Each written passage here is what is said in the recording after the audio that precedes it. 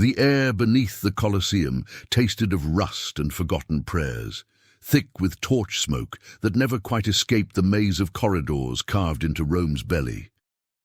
Down here, where the roar of 80,000 voices became a muffled thunder through layers of stone and sand, Marcus Severus moved like a man who knew every crack in the limestone,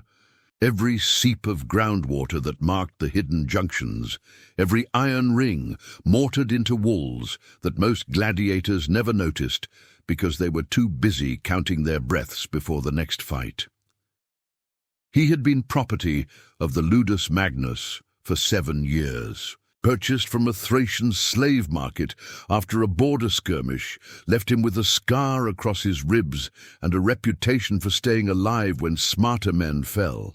And in those 7 years he had learned something that the Lannistas and the imperial stewards and even the architects who built this subterranean cathedral of violence had forgotten: that every prison is also a map, and every map contains doors that weren't meant to be found. By day, he was Rome's entertainment, the Thracian blade dancer who made the sand sing with blood that was never quite his own. But by night, when the last oil lamp guttered in the guards' alcoves and the iron gates settled into their frames with the groan of exhausted metal,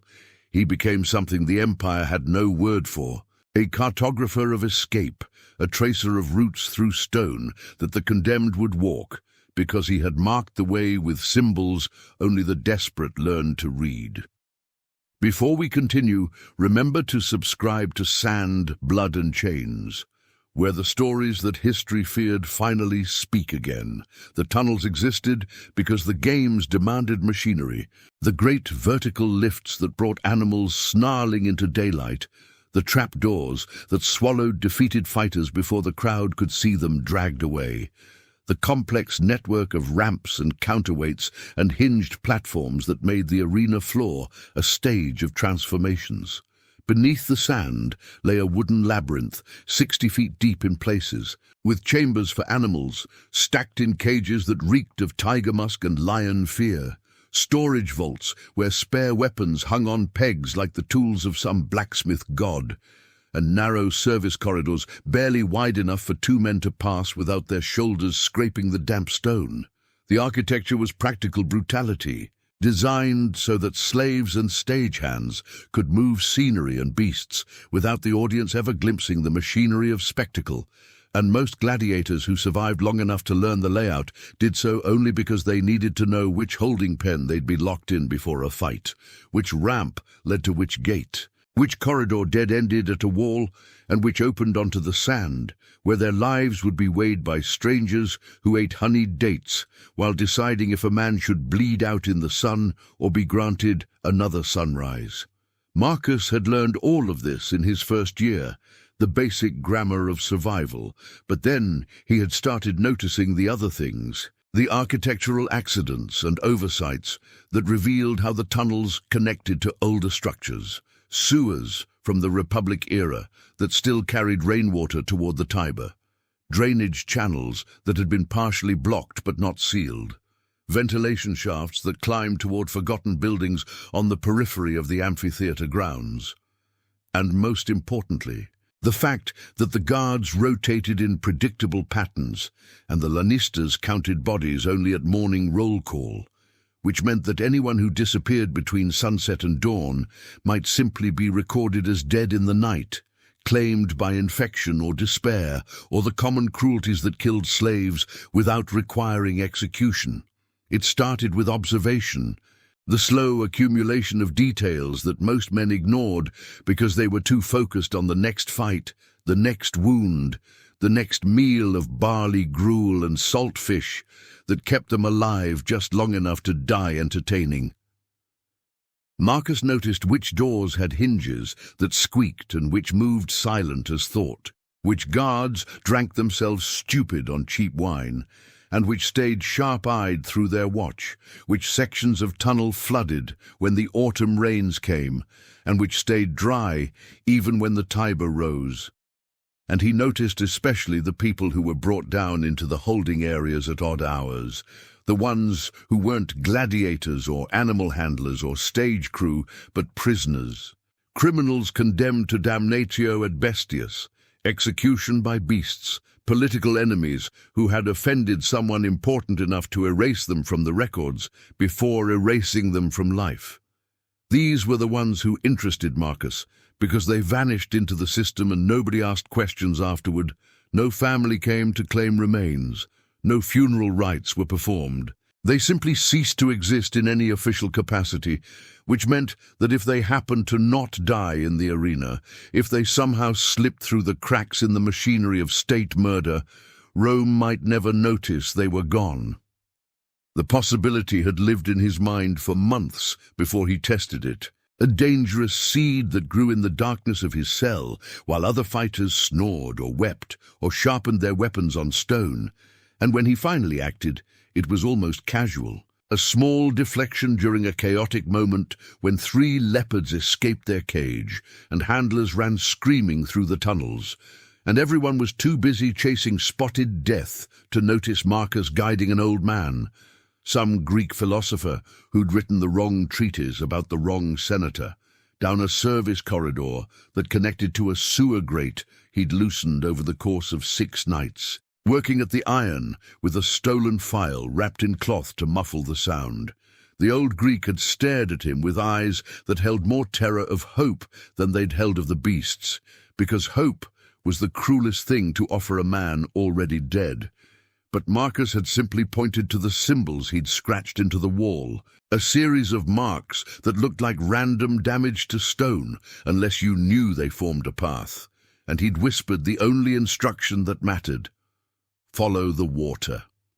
3 days later, Marcus heard that a philosopher had been torn apart by leopards in the morning games, a death so swift and thorough that nobody could be recovered for the family if the family had dared to ask. And he knew the Lanistas had simply reported what should have happened, what always happened, because the alternative was admitting that somewhere in the bowels of the Colosseum there existed a flaw in the architecture of imperial certainty. The old man was gone, dissolved into the great faceless mass of humanity beyond the city walls, and Marcus had discovered that Rome's greatest weakness was its own arrogance, the assumption that escape was impossible and therefore required no vigilance against impossible things.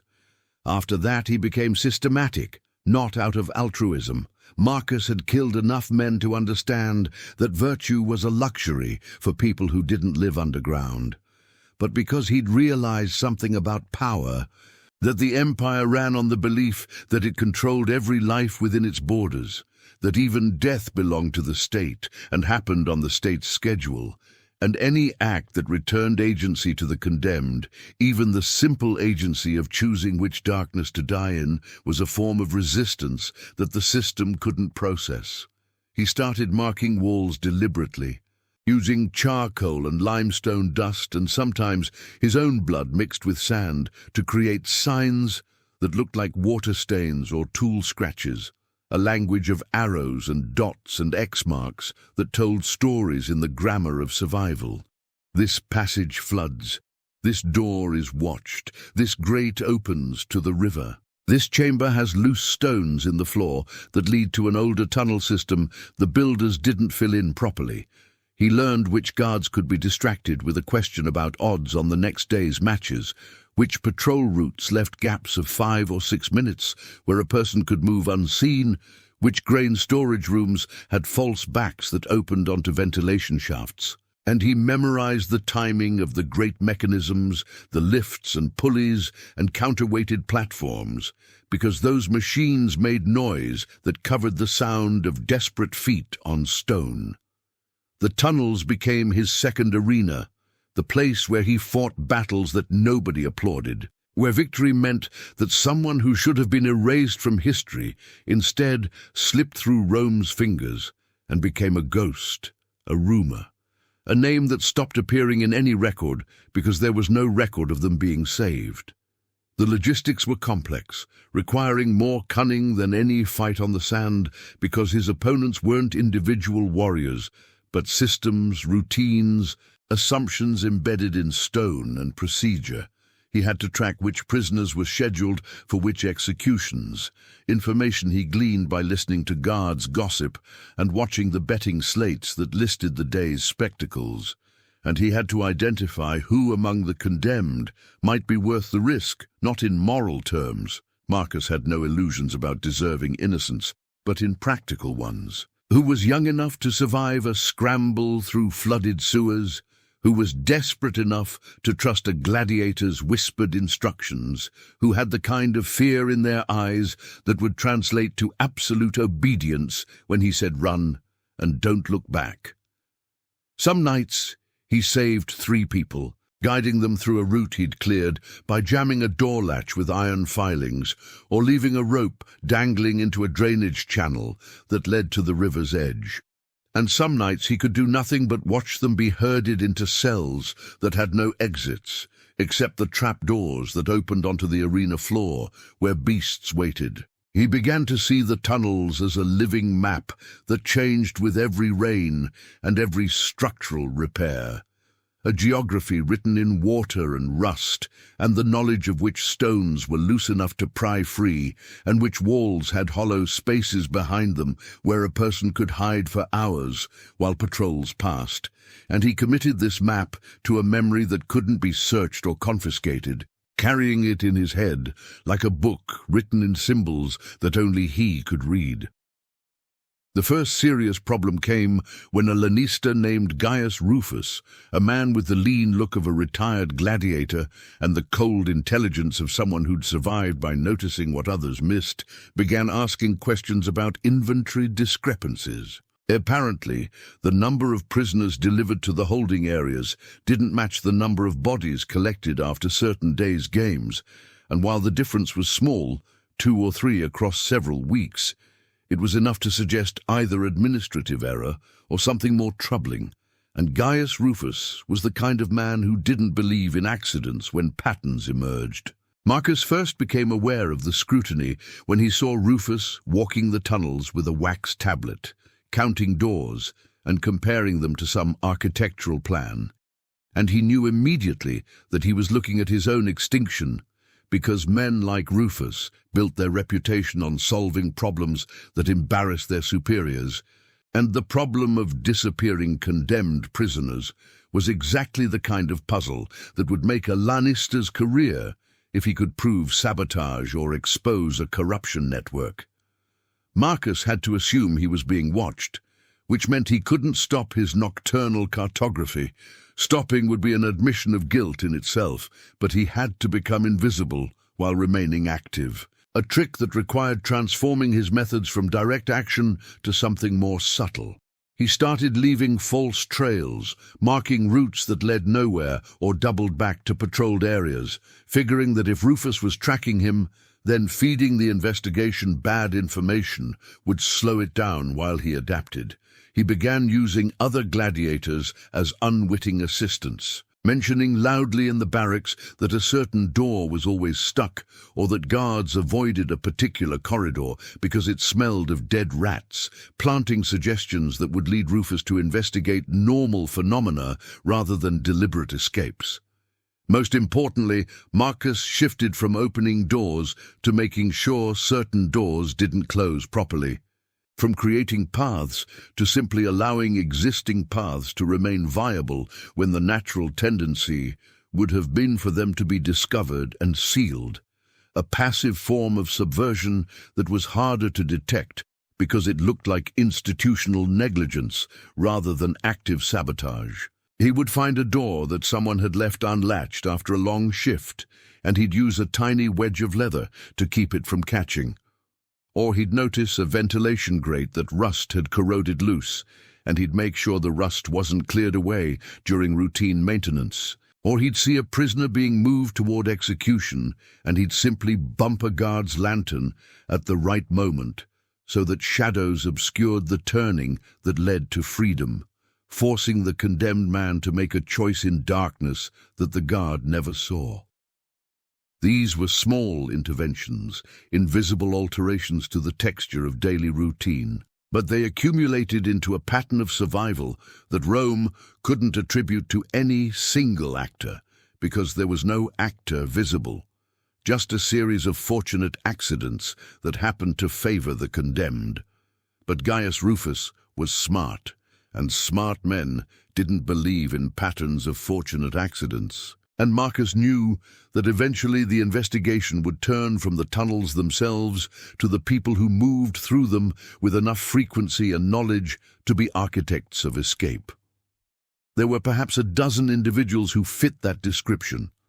Veteran gladiators who'd survived long enough to know the layout, certain animal handlers who moved between levels constantly, a few maintenance slaves who had access to keys. And Marcus understood that if Rufus started interrogating that group systematically, applying pressure and watching for the kind of nervous behavior that indicated guilt, someone would break, or someone would notice details that pointed toward Marcus. Like the fact that he was always awake at odd hours, or that he volunteered for overnight guard duty in holding areas more often than other fighters. The danger was existential, not just to his own life. Marcus had accepted death as inevitable years ago, but to the entire operation, because once the system understood that escape was possible, it would close the tunnels tighter than any iron gate, would station more guards and install better locks, and perhaps even wall off the older passages entirely, and all the routes he'd preserved would become history, sealed stone that no one could walk again. If you're still here, stay until the end. The truth hidden in the final moments will change everything you believe about this chapter of history. He needed to give Rufus a solution, a narrative that would satisfy the investigation without revealing the actual mechanism of escape. And after days of consideration, Marcus realized that the only story convincing enough to close the case was one that pointed to corruption rather than compassion, because Rome understood greed better than it understood mercy. He began constructing evidence, carefully planting coins in places where a bribed guard might have hidden them, letting it be known through casual conversation that he'd seen a particular handler accepting payment from a prisoner's family, creating the architecture of a scandal that would explain the discrepancies, without requiring anyone to believe that a gladiator was running an underground railroad for the condemned. The beauty of this false trail was that it was plausible. Guards did take bribes, families did try to buy last-minute reprieves. The system was corrupt enough that one more corruption would surprise no one. And Marcus made sure the evidence pointed toward a handler who'd recently left the Ludus Magnus to work at another arena. A man who couldn't defend himself because he was no longer present to be interrogated. It was cruel, potentially ruining a reputation to save lives the ruined man would never know about.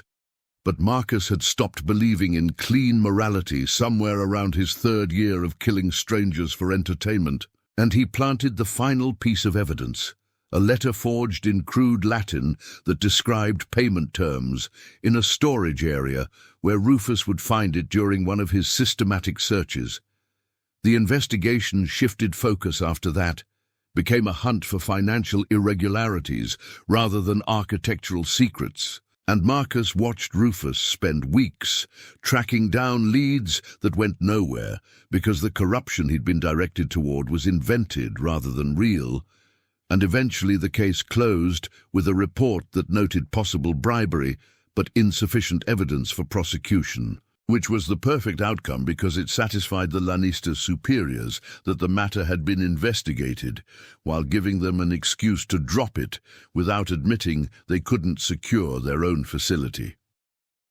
Marcus waited a month before resuming his nocturnal cartography, letting the attention fade and the guards relax back into their routines. And when he finally guided the next prisoner through the tunnels, a young woman condemned for Christianity, barely 20, with the kind of quiet certainty that came from expecting paradise, he felt something close to relief. The knowledge that the routes were still viable and Rome was still losing people it thought it owned.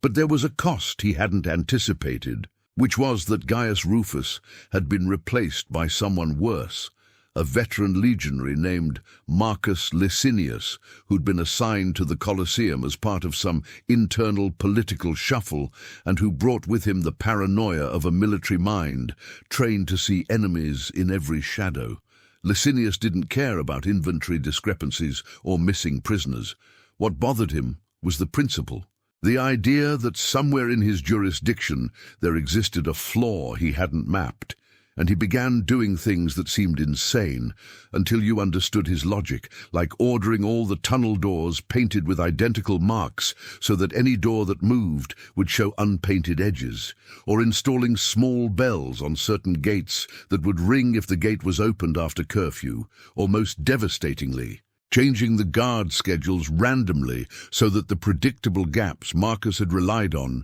vanished into chaos. The new regime made every escape exponentially more dangerous, required Marcus to abandon his careful system in favor of improvisation, and for the first time since he'd started this work, he felt genuinely afraid, not of death, but of failure, of the moment when he'd guide someone down a corridor that he thought would be empty, and find instead a guard whose surprise would transform into violence. The crisis point came during a week of games celebrating some senator's birthday, when the tunnels were crowded with extra staff and animals and prisoners being shuttled between holding areas. And Marcus was supposed to fight twice in 3 days, which meant he'd be exhausted and wounded and in no condition to navigate the tunnels at night. But on the second evening, he saw them bring in a group of prisoners who were clearly not criminals in any real sense, just people who'd been on the wrong side of a property dispute with someone powerful enough to have them condemned as rebels. And among them was a child, a boy perhaps 12 years old who kept asking his mother when they could go home, and Marcus felt something snap inside him, some final restraint that had kept his work rational and measured, because he'd made a rule about children, that he wouldn't watch them die if there was any chance of preventing it. And he knew that the machinery of Rome would feed this boy to beasts in front of thousands who'd cheer like it was entertainment rather than murder. He had to act immediately, couldn't wait for the right opportunity or the safe moment, and he made the decision that would either save them all or destroy everything he'd built. During his fight that afternoon, Marcus deliberately took a cut across his shoulder, nothing deep but bloody enough to be dramatic, and he played up the injury when he returned to the holding areas, making sure everyone saw him grimacing and asking for the medicus, establishing that he was hurt enough to need rest and wouldn't be moving around after dark. Then he waited until the second watch of the night, when exhaustion made guards careless and the oil lamps had burned low enough to create pockets of real darkness between the pools of light. And he moved through the tunnels like a man who'd spent 7 years learning every shadow, every sound the stone made when you walked correctly. Every place where you could press your body against the wall and become invisible if you controlled your breathing. He found the chamber where they were keeping the prisoners, a converted storage room with a single door barred from outside, and the lock was beyond his skill to pick, but the hinges were old iron, and he'd noticed months ago that they were corroded at the base, and if you lifted while you pulled, the door would separate from the frame without needing to actually unlock it, a flaw in construction that nobody had bothered to repair because nobody imagined prisoners would know about it or have the strength to exploit it. The mother stared at him with such raw hope that Marcus almost felt guilt for giving it to her, because hope was the cruelest gift you could offer someone in the bowels of the Colosseum. But he didn't have time for philosophical reflection, and he simply gestured for silence and led them out into the corridor, moving fast because every second was a chance for disaster. His plan was simple in concept and insane in execution. There was a major lift mechanism that brought scenery to the arena floor, and it ran on counterweights in a vertical shaft that connected to a horizontal tunnel, which in turn opened onto a maintenance access point outside the amphitheater complex. And if they could reach that shaft during one of the brief windows when the lift was at arena level, they could climb down the counterweight chain into the tunnel below. A descent of 40 feet in darkness, above a drop that would kill them if they fell, but which represented the fastest route out of the building because it bypassed all the patrolled corridors. Marcus had never used this route before, had considered it too dangerous to be viable, but danger was relative when the alternative was watching a child fed to starving dogs, and he led the group through passages that required crawling through spaces barely wide enough for adults, the mother pushing her son ahead of her, while the other prisoners followed, in terrified silence, broken only by the sound of their hands and knees scraping stone. They reached the lift shaft, and Marcus could hear the machinery groaning above them, the wooden platform ascending toward the arena for what would likely be an animal display at dawn, and he knew they had perhaps 10 minutes before it descended again. 10 minutes to get everyone down a chain that swayed in the dark and required strength that people starved in holding cells didn't have.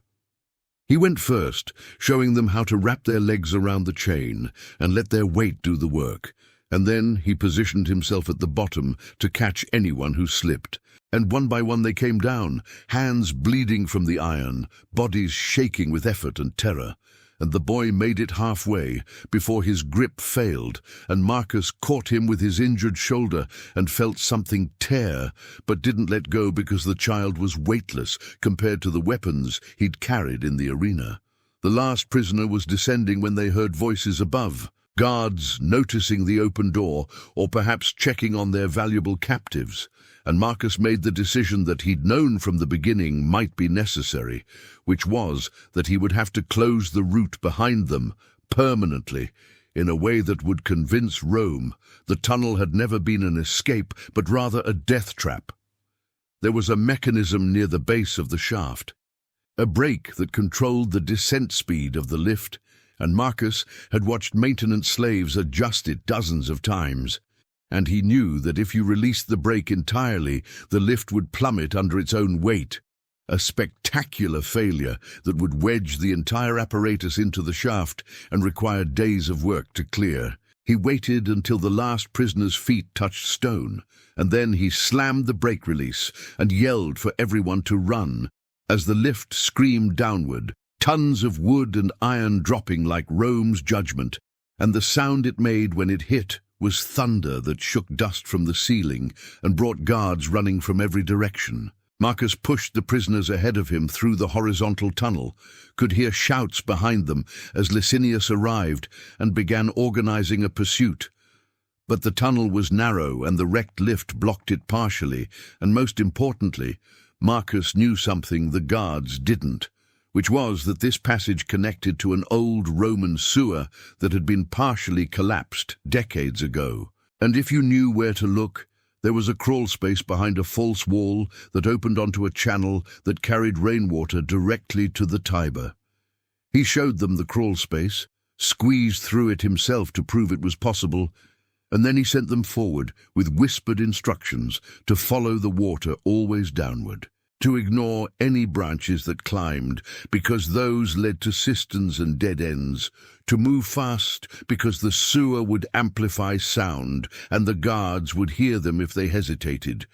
And he told the mother to cover her son's mouth if he started to cry and to not stop moving no matter what she heard behind her. Then Marcus did something he'd never done before, which was stay behind, because he knew that Licinius would pursue with the kind of single-minded fury that comes from professional embarrassment.